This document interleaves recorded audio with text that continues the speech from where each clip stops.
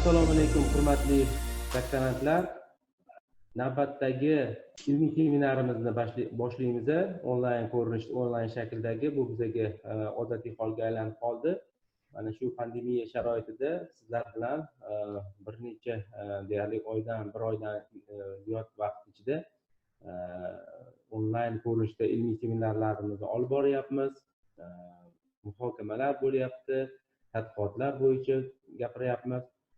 Bugungi kun tartibiga 3 ta masala qo'yilgan. Bu hammaga jo'natilgan. Bunga to'xtalib o'tilmayman. Birinchi masalamiz, demak, siz tomonidan tayyorlangan ilmiy tadqiqotlaringiz mavzusidan kelib chiqqan holda hozirgi pandemiya sharoitida uning ta'siri masalalariga bag'ishlangan tezislar yozish masalasi qo'yilgan edi. Birinchi masalamiz ingliz tilida bo'lgani uchun ruxsatinglar bilan ingliz tilida boshlashga harakat qilamiz.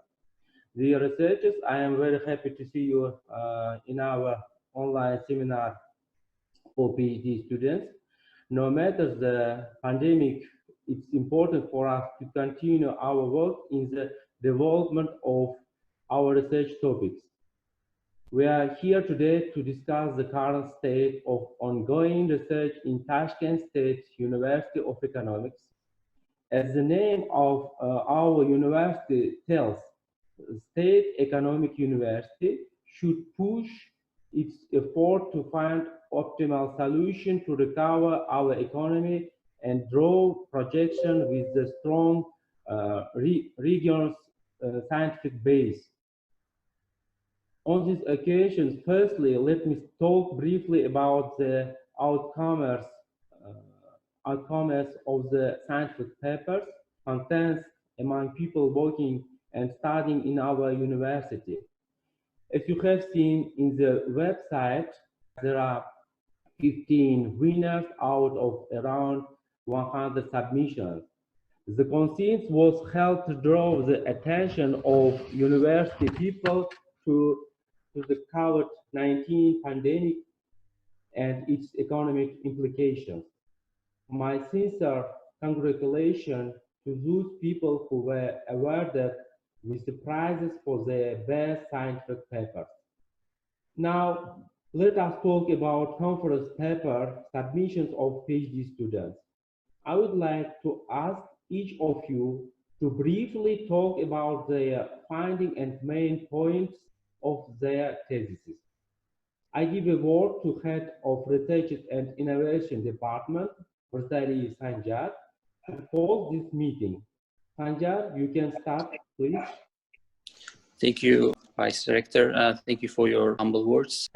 Today is the special day because today we are keeping on our ongoing seminar, a weekly seminar. So I'd like to briefly talk about the current state of the research at our university. So as you have heard, we have announced the contest of best scientific papers. So we awarded the winners. So my humble congratulations to those people who had the chance to publish their work. And also today we will talk about your conference papers. So I'd like to give words to each of you, each of the PhD students, so that they could pinpoint their main ideas of the conference paper.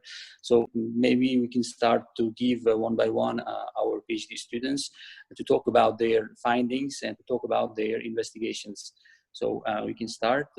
So I'd like to invite the first speaker, Salev.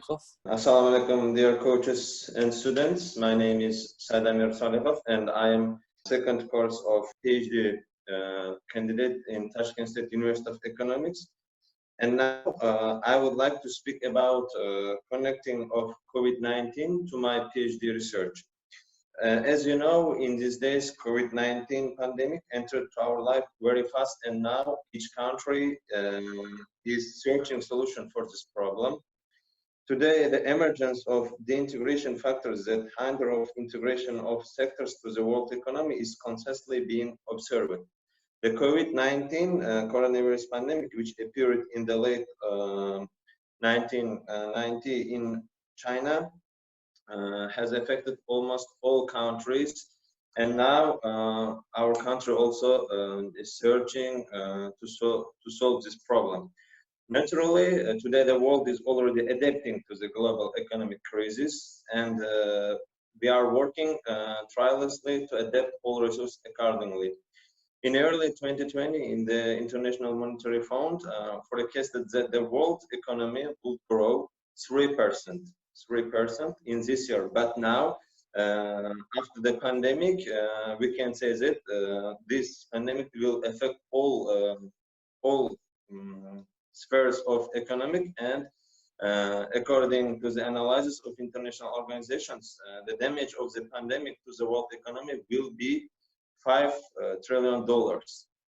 At the same time, it should be noted that the problem of food security is growing, and some countries are taking measures not to export to main types of their own food products.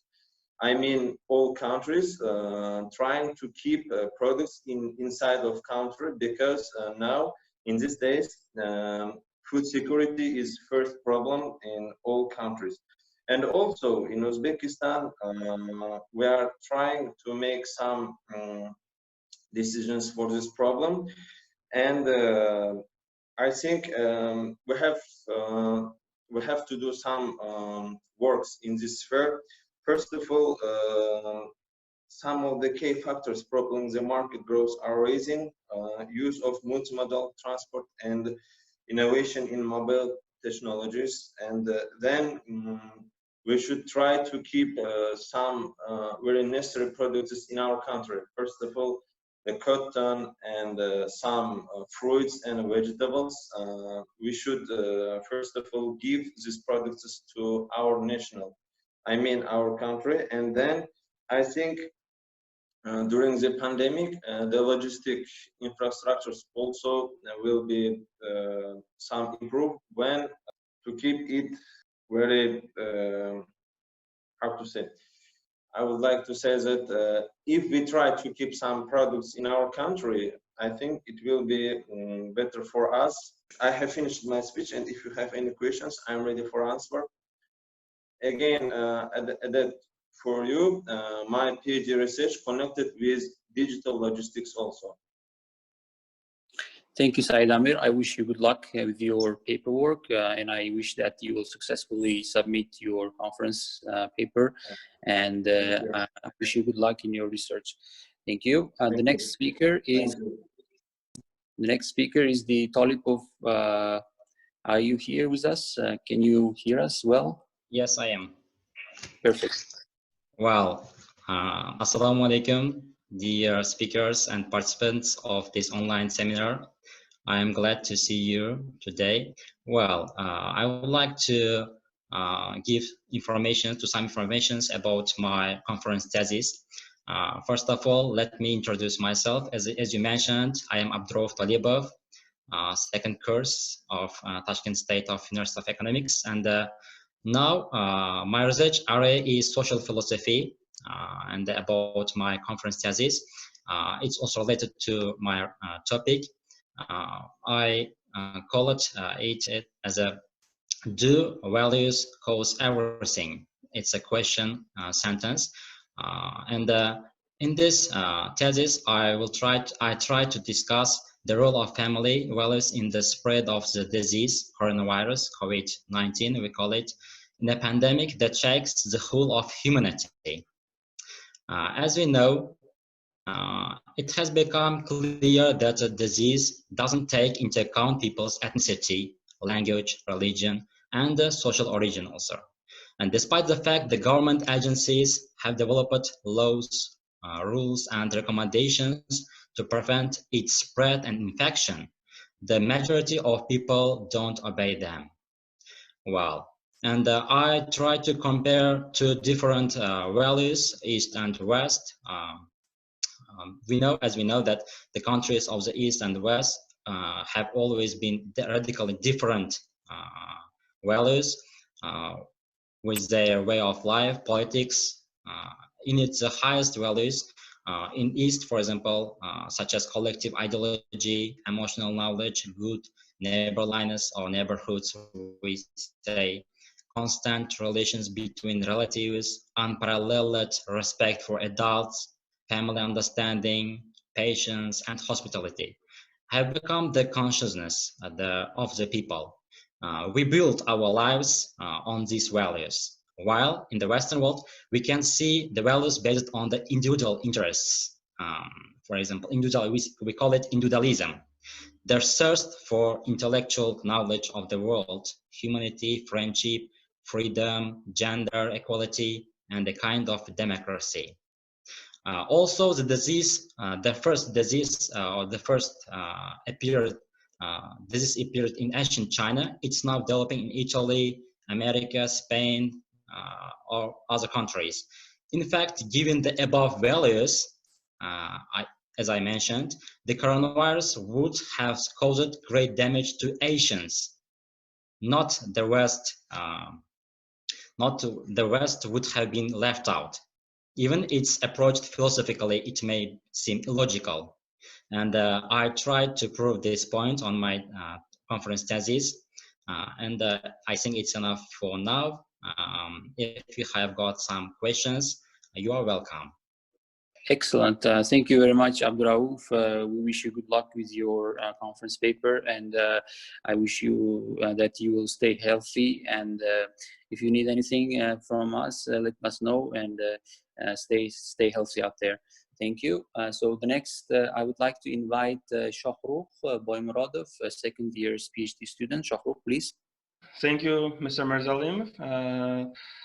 Hello, everybody. Hello, dear participants. I hope everyone is safe and healthy now. Firstly, let me congratulate you all on the holy month of Ramadan. Now, I would like to share my research experience related to global pandemic recession. As researchers, we can analyze the significant impact of the pandemic crisis on the economic sectors at the micro and micro levels. Since my research is related to e-commerce and e-payment systems, these issues are becoming more relevant in the quarantine environment. And we have several shortcomings in this regard. Observing the main problems are lack equal access to the internet in all regions in our country hinders the development of e-commerce infrastructure. Second, the pre-existing cash demand of our people decline to development of non-cash transactions. It's a very big problem for us. Also, electronic payment platforms exist in our country. The culture of their use not fully formed. Based on above research, I motivated everyone, you hear me, everyone to keep money in electronic form and make payment without physical contact, because it's better for us, it's better for business, it's better for our country. There are enough technical device for it. It's not, if this is not possible in this way, as consumers, you can influence to create an additional supply for infrastructure of the electronic payment systems. As a result, in my perspective, all benefit and opportunities of the digital economy will be implemented in our country. Thank you for attention, Mr. Merzelim. Thank you so much, Shahrukh. We know you well. You keep up the good work. You keep up hard work, and I hope we will see each other soon. And also, I would also suggest others to keep the Shahrukh's advice and save your money in digital form. And the next speaker is with us, Lubrik Tornov. I see that you are here. Can you hear us? Yes, thank you. Hi everyone, my name is Lubrik Tornov. I'm a third-year PhD student of Toshkent State University of Economics, and my research topic is about export of our country, export of Uzbekistan. So, as we know, novel coronavirus pandemic is affecting almost every country, the economy of every country, and one of the most vulnerable sector in this case, I think, international trade and export. General Director of World Trade Organization, Robert Azevedo, once said that global trade volume is going to decrease 13% in one optimistic scenario. This is the optimistic scenario. So when it comes to Uzbekistan, I think the negative impact of coronavirus outbreak to export of Uzbekistan can be viewed in two ways. The first thing is that it is going to decrease, it's going to reduce our GDP. Why? Because export is the most important part of GDP. So if the export will decrease, the GDP is also going to decrease. The next thing that we should consider is that volatility and uncertainty. Coronavirus is creating uncertainty in international trade. Why? Because if the export will decrease, it may badly affect the exchange rate of our currency, Uzbek som. So in the future, this volatility may create additional uncertainty in our economy. So it may badly affect the overall macroeconomic stability of our country. So I think this is all. I think these two things are most important when we are consider the effect of coronavirus outbreak to export of our country. Thank you. Thank you very much. Thank you so much, Lubrik. Thank you for your nice speech. I'm very happy that you are staying healthy and you are isolated. Hello, Kamal. How are you? So good afternoon, everybody. So I'm also a PhD student at Toshkent State University of Economics. I'm studying as a PhD student, and I do my research on supply chain management of perishable products. In my case, perishable products is fruit and vegetables.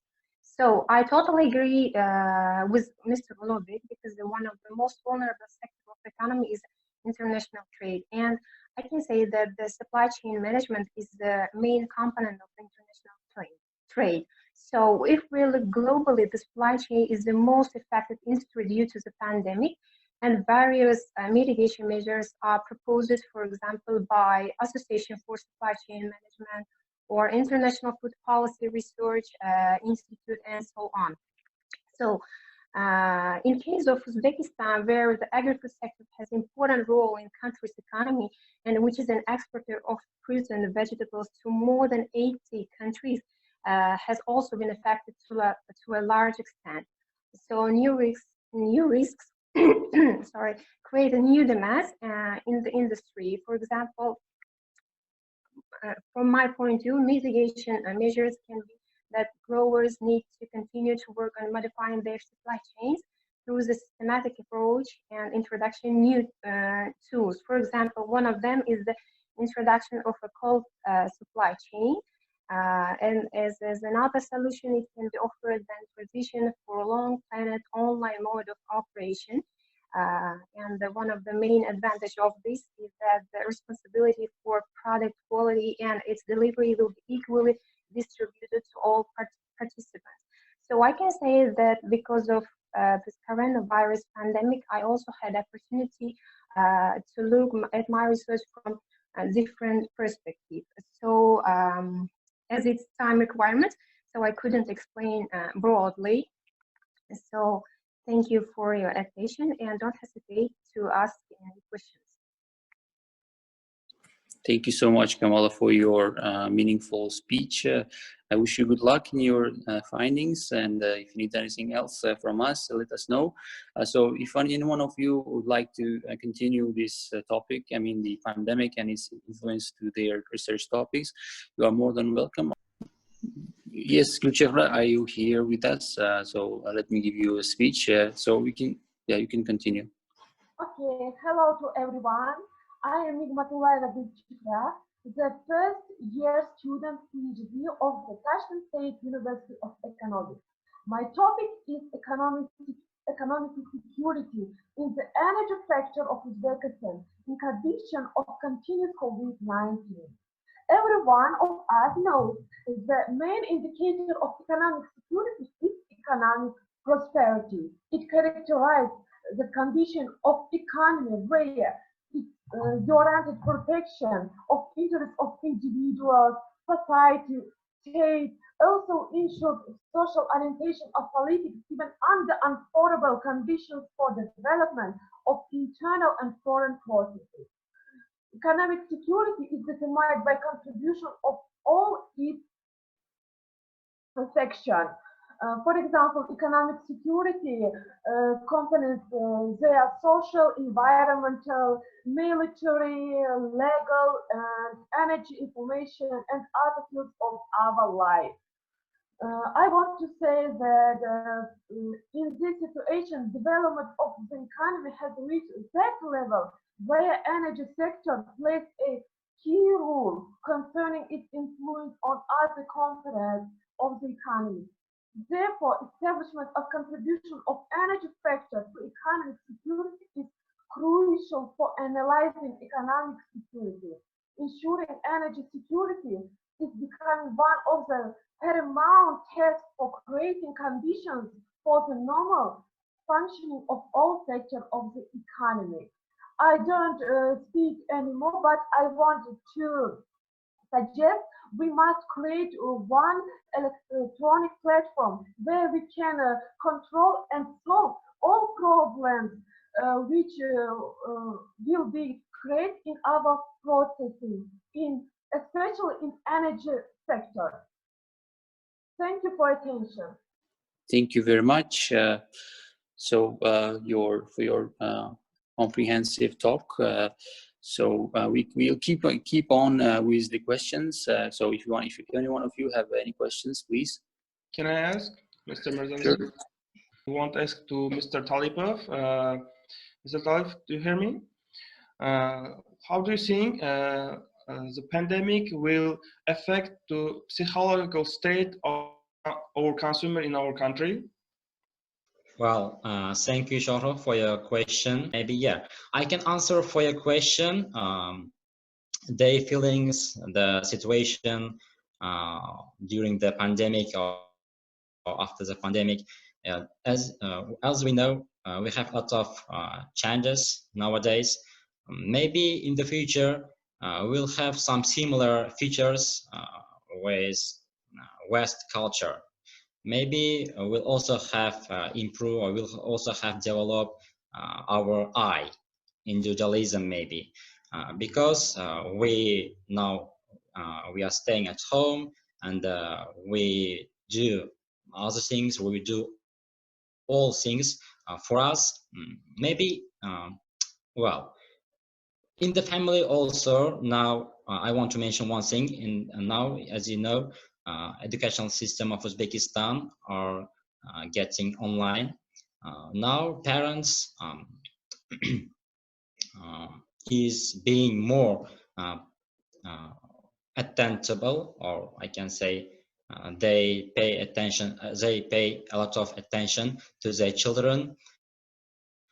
In the future, they know how to educate, where they children can bring something or can take something, or have to well, get knowledge or other things about well, it's, as you know, it is given very suddenly, so maybe it takes me some time to think about this question, yeah.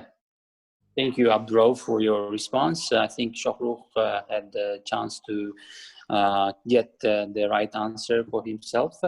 So any one of you, if you have any questions, please go ahead. Please. Yes. Lubrik Tornov, my question is to you.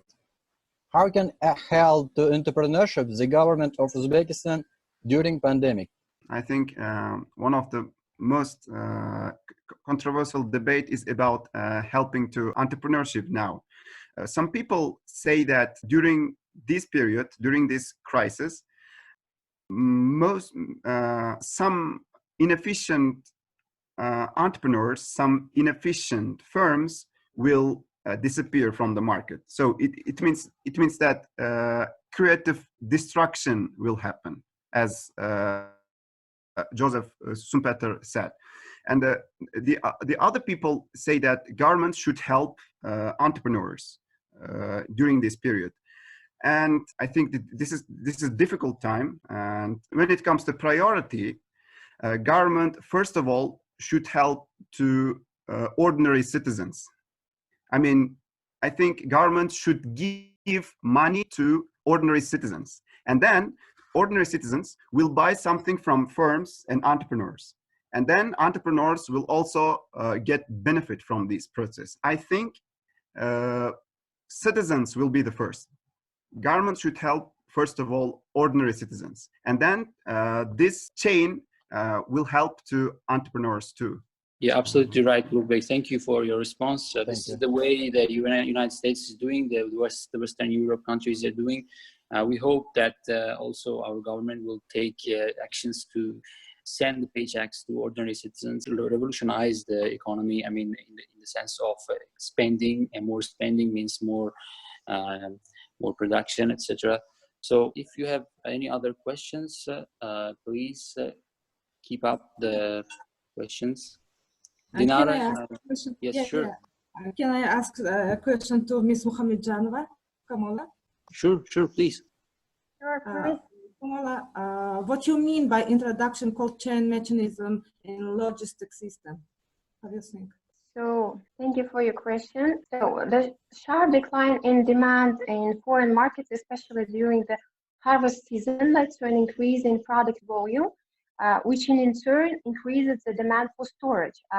Growers who are mostly accustomed to being picked up by an exporter will have stored their products in refrigerators until they are in demand, which means that now there are additional costs for growers for transportation and storage. So the owners of refrigerators, on the other hand, the owners of the refrigerators carrying out the storage also have certain responsibilities such as regular disinfection of refrigerators in pandemic and regular medical examinations of workers for the provision of special clothing and so on. This led to increased storage costs in the refrigeration. The cold supply chain assumes that all processes are carried out at low temperatures, from the post-harvest processes to the end customer. The main process is the pre-cooling. The use of this system will serve to solve the aforementioned storage problems, prevent losses. Moreover, the product coming through the cold chain will lead to the efficient operation of the refrigerator, and which in turn is one of the factors affecting the reduction of storage costs. That's all. Thank you very much, all of you, for your participation, for interesting topics, questions, answers. So I think it was very interesting and helpful for all of us. So I think we will continue such a discussion in our next meetings. Thank you very much.